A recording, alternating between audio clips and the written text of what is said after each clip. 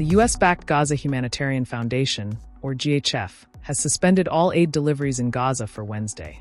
The move comes a day after dozens of Palestinians were killed near aid distribution zones.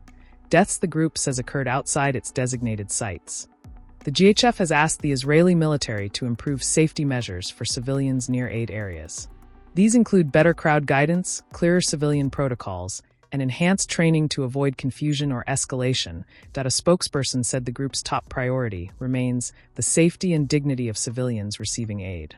However, the Israeli military has labeled routes to these GHF distribution sites as combat zones and warned civilians to avoid them. The halt in aid deliveries comes as Israel continues a fierce offensive launched in late May. Aid groups say the model of using private U.S. contractors for food delivery militarizes humanitarian operations and has made the process riskier. On Wednesday morning, an Israeli airstrike killed at least 18 people, including women and children, at a school sheltering displaced families near Khan Yunis. The death toll for the day has already reached 21. There was no immediate comment from Israel, which maintains its campaign is aimed at freeing hostages and eliminating Hamas. The Israeli military also confirmed it had opened fire on a group it viewed as a threat near a GHF food site on Tuesday. The Red Cross said 27 people were killed in that incident, with many others wounded.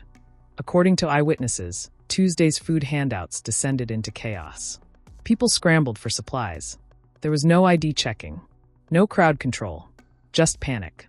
The UN Security Council is now preparing to vote on a resolution demanding an immediate, unconditional, and permanent ceasefire in Gaza.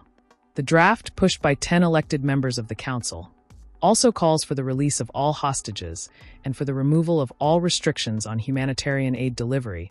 A UN spokesperson said the situation was unacceptable and called the US-backed distribution method a recipe for disaster.